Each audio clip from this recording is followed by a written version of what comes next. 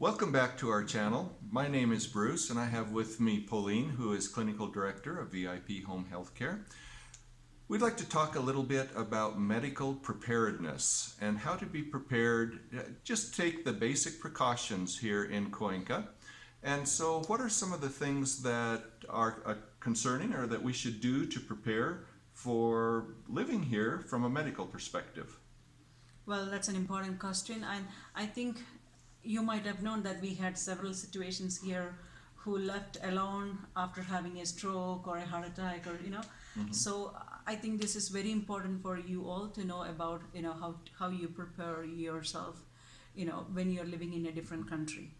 So start with the medical perspective is that you have to have your medical history in a file, that what is the medication you're taking and which is your doctor, and what is your previous medical history and what allergies you have, and especially your blood type. And recently we had some situations that we didn't know the blood type and we have to run for the blood, and these all situations create a lot of time consuming. Instead we save the life of a patient or run for this thing. So I advise you to keep everything updated. So you can have it in a paper and put it right behind your door or on your refrigerator. That is a place, the common places where we know the medical history or the medical papers are there. And please keep touch, especially if you're a single living, you have to keep touch with your friends. And if you don't have friends or if you don't want to do that, please contact VIP. We will check on you, no problem. So please keep in touch with your friends every day, and that will give you a little bit of information, how your status are. And if you get sick, they can call the emergency or they can call VIP.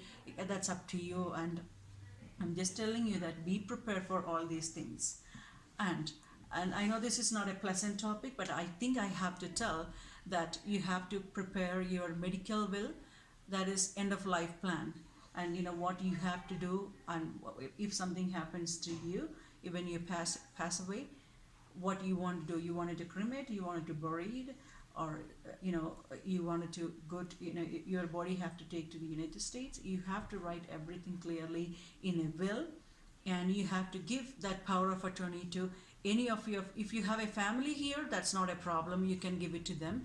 And if you trust your friend, you can give it to them. And if you don't have anybody like that, you can call VIP and we will take care of that.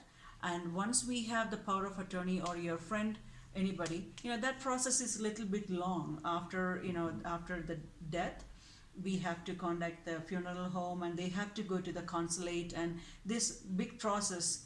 And don't worry about it, we will take care of it. And if we have the medical power of attorney, that makes so much easier for us. The another thing what you need to do is you have to have a primary doctor, that is like the physician. And because once you pass away, we need to have the death certificate. The doctor has to clear the death. So we need to have a general physician, and I think you all will have. And if you don't have, you have to have a physical, general physician or a gerontologist, and they can keep all your medical history, and that will make everything easier. If not, that is going to be kind of very difficult with Ecuador government. So it's always good to have a general physician on your team, and that will help you a lot. Okay. This is a new rules coming out that you have to see your general physician once in a month. Then only they can, if something happens, they can declare the death or, whatever it is. Okay. And it's always good to have a general physician, because when we go to another hospital, the general physician will be working there or they will be working in a clinic. But it's always good to have a general physician so that he can talk to the doctors directly and make a team, because they will have some problem with their bone, they will have some problem with their brain, they will have some problem with their heart.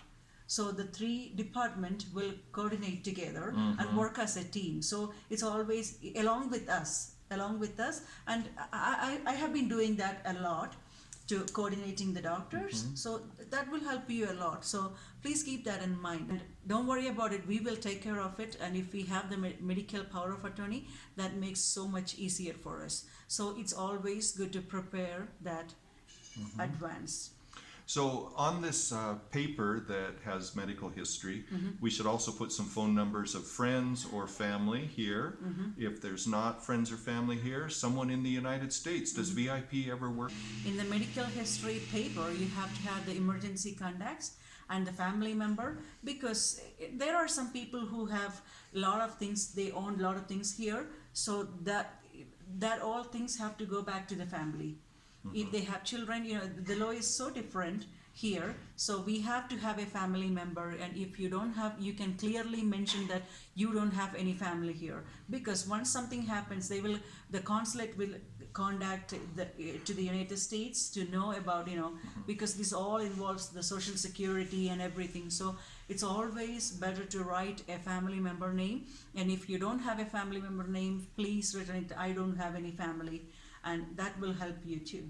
Okay, good. So it sounds like it's complicated. If people have questions, can they call? Oh, definitely. If you have any questions, do call us or email us, and we will come to your house or anywhere, wherever you prefer, and we can have a talk.